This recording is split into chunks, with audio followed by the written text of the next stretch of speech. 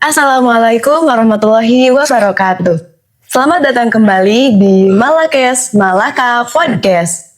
Nah sobat, pada episode kali ini kita akan berbicara tentang suatu hal yang menarik tentunya, yakni berbincang-bincang tentang beasiswa. Saya Lulupo Adia Ridwan akan menemani di episode kali ini bersama narasumber hebat, yaitu Bapak Himi Naf'an SEME. Selamat siang Bapak. Selamat siang. Boleh memperkenalkan diri terlebih dahulu? Ya, baik. Assalamualaikum warahmatullahi wabarakatuh. Nama saya Himi Naf'an SEMM di UIN Salatiga. Saya berada di Kasubtim Kemahasiswaan Alumni dan Kerjasama. Baik Bapak, terima kasih atas perkenalannya. Nah Sobat, jadi kita akan berbincang tentang beasiswa KIP kuliah ya Pak pada episode kali ini. Nah, menurut Bapak sendiri KIP kuliah itu apa Pak pengertiannya? Ya, KIP kuliah itu bagian kelanjutan dari yang diprogramkan zamannya Pak Presiden SBY, dulu namanya bidik misi. Iya Pak. Berkelanjutan nama itu menjadi KIP. Tentu beberapa hal ini lebih mendorong agar masyarakat yang punya keinginan untuk kuliah tetapi karena ada keterbatasan ekonomi sehingga negara hadir dan berperan untuk melaksanakan program pengentasan kemiskinan, tetapi tidak ada halangan untuk berpendidikan. Wah, utamanya. Itu ya Pak. Jadi, nah teman-teman sobat KIP kuliah itu tuh sangat penting sekali ya Pak. Jadi bisa membantu bagi teman-teman yang membutuhkan begitu. Nah, itu tuh Pak, siapa saja yang yang bisa mendaftar KIP kuliah tersebut? Kemudian persyaratan dan dokumen yang harus dipenuhi itu apa saja sih Pak? Baik, pertanyaan yang bagus. Jadi KIP itu diperuntukkan kepada mahasiswa baru angkatan 2026. Tapi tentu mahasiswa baru itu punya lulusan tidak hanya tahun 2026. Jadi mereka yang lulusan tahun 2024 2025 masih punya kesempatan untuk bisa mendaftar program KIP ini. Dan yang perlu dipahami, konteks KIP ini sedikit berbeda karena KIP sendiri itu kan konteksnya hari ini sudah ada prestasi. Jadi ya tidak harus melulu dengan miskin begitu ya. Ini yang harus dipahami bersama. Jadi untuk terutama mahasiswa baru, saya pikir ya lebih baik dipersiapkan sejak dini karena memang banyak, tetapi sebagian besar dari apa yang nanti di-upload itu teman-teman atau mahasiswa baru ini sudah mengupload ketika mereka registrasi ulang. Jadi ini tidak signifikan, tetapi yang perlu disiapkan ya tambahannya tentu misalkan yang tidak punya kartu KIP itu bisa menggunakan kartu sejahtera atau kartu keluarga harapan itu, dan diturunkan lagi bagi mereka yang tidak memiliki kartu-kartu itu bisa menggunakan surat keterangan tidak mampu. Walaupun yang tentu nilainya ada bobot-bobotnya ya. Kalau mereka sudah mendapatkan SKTM dari dinas sosial, terus kemudian kalau tidak punya ya syukur-syukur itu yang ke bawahnya itu ditandatangani Pak Camat. Kalau kepentok yang lurah tentu ini penilaiannya berbeda.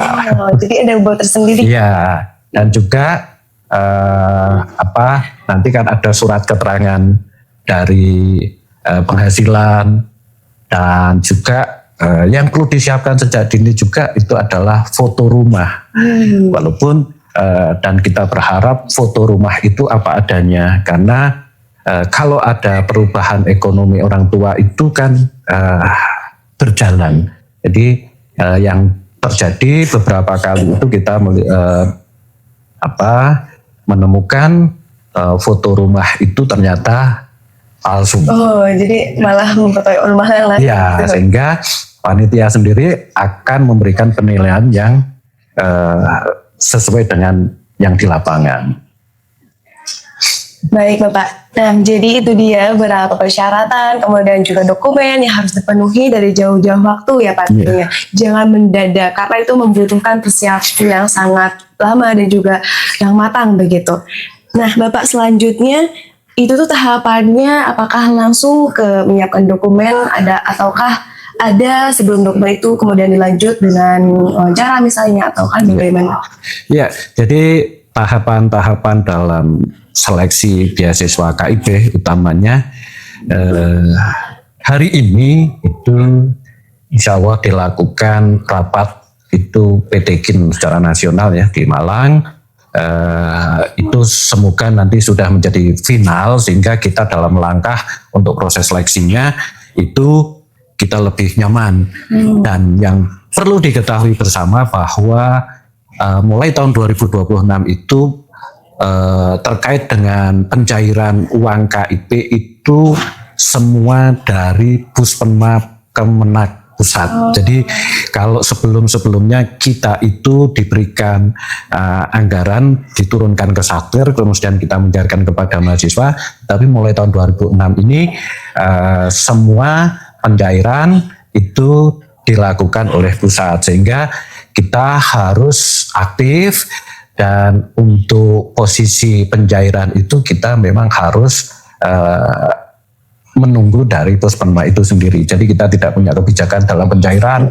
Terus kemudian prediksi cair, iya. Tetapi karena ini konteksnya nasional sehingga tentu ada beberapa rintangan atau beberapa kendala sehingga mungkin agak terlambat sedikit. Tetapi tentu kita bersama-sama memaksimalkan pencairan anggaran itu sesuai atau tepat waktu. Iya Pak, baik. Nah Bapak, biasa ini juga ada pertanyaan yang sering kali ditanyakan nih Pak oleh calon mahasiswa yang ingin mendapatkan beasiswa KIP kuliah. Adakah Pak tips tertentu gitu agar lolos beasiswa KIP kuliah ini? Ya. Bagian penting dari KIP adalah kelengkapan dokumen dari persyaratan itu. Sehingga yang terpenting adalah dokumen itu komplit secara administrasi lolos. Terus kemudian tidak ada pemalsuan data, entah itu data apapun, termasuk foto tadi. Yang ketiga adalah wawancara dan home visit. Itu yang tentu juga akan mempengaruhi mereka. Tapi yang paling baku adalah dokumen. Karena kelemahan mahasiswa baru itu dokumen tidak komplit. Padahal kalau kita setelah itu menemukan anak itu sebenarnya sangat membutuhkan. Tetapi karena kekurangan siapan sehingga dokumen itu tidak terupload secara lengkap. Itu yang biasa terjadi. Nah, jadi itu tipsnya, dokumennya itu yang jujur dan juga terlengkap ya Pak. Nah, Bapak untuk selanjutnya ini, adakah pesan dan juga motivasi yang ingin Bapak sampaikan kepada sobat di sana yang ingin berjuang mendapatkan beasiswa KIP kuliah ini Pak? Ya,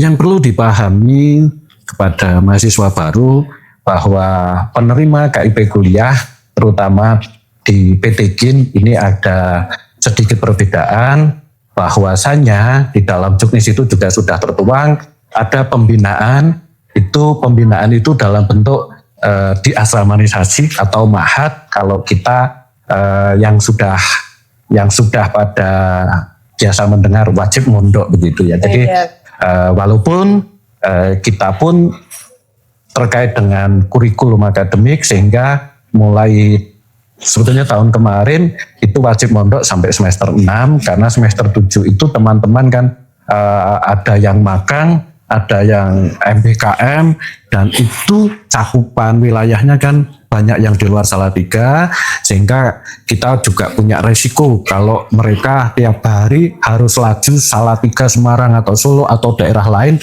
yang karena terhalang oleh pondok pesantren sehingga teman-teman yang semester 7 dan 8 itu kita sudah tidak mewajibkan di pondok begitu.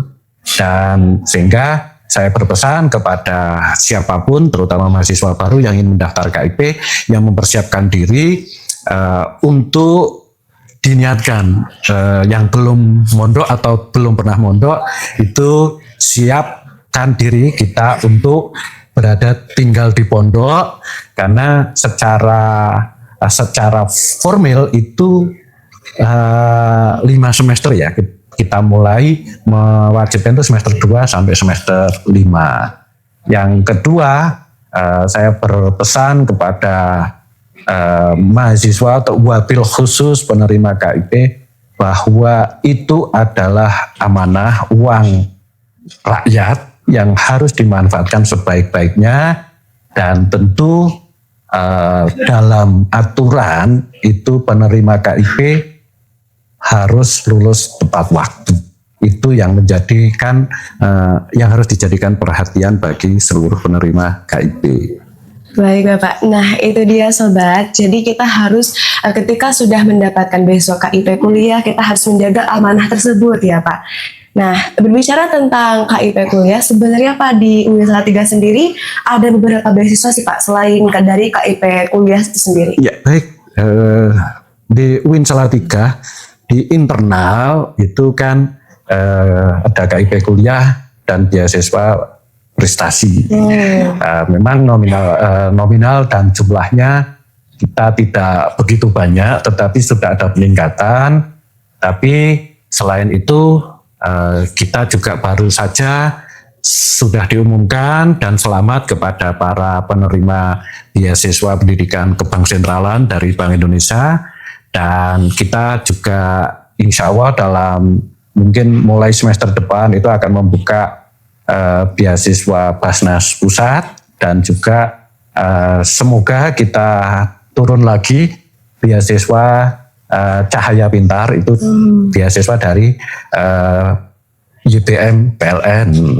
Dan mulai hari ini sudah kita sosialisasikan yaitu beasiswa BSI Scholarship. Dan juga sebetulnya kalau beasiswa yang bekerja sama dengan pemerintah daerah, itu tugas kita memverifikasi yang sudah berjalan lama, itu seperti kartu Jakarta Unggul. Itu semua mahasiswa Jakarta dipersilahkan bisa mendaftar, dan dimulai hari ini sudah mengupdate di Provinsi Jakarta. Begitu juga beasiswa dari pemerintah Kabupaten Rembang itu juga bisa diupdate mulai hari ini, karena pendaftarannya biasanya sudah dimulai sejak dini. Ketika mereka sudah registrasi di kampus, itu sudah bisa mendaftar karena dia sudah dapat ini. Dan nanti tugas kampus itu verifikasi. Begitu juga teman-teman dari WIL daerah, terutama Magelang, Karanganyar, itu juga Batang, itu walaupun tidak selalu tiap tahun, tetapi dari beberapa daerah itu selalu ada. Ya.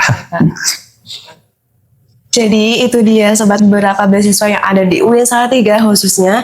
Nah, buat calon mahasiswa di luaran sana yang masih khawatir ataupun merasa ada kekurangan ataupun keterbatasan, nah jangan khawatir, di UIN Salatiga sendiri sudah tersedia beberapa beasiswa yang dapat membantu calon mahasiswa semua. Baik Bapak, terima kasih telah meluangkan waktunya untuk berkenan berbicara menjadi narasumber di episode Malakes kali ini. Saya mohon maaf Bapak bila ada kesalahan. Oke sobat, mungkin itu dia episode bincang-bincang kali ini di Malakes tentang beasiswa KIP kuliah khususnya, dan juga berbincang-bincang tentang beasiswa lainnya yang ada di UIN Salatiga. Oke, cukup sekian. Terima kasih. Wassalamualaikum warahmatullahi wabarakatuh. Sampai jumpa di episode berikutnya. I just had to let you know you're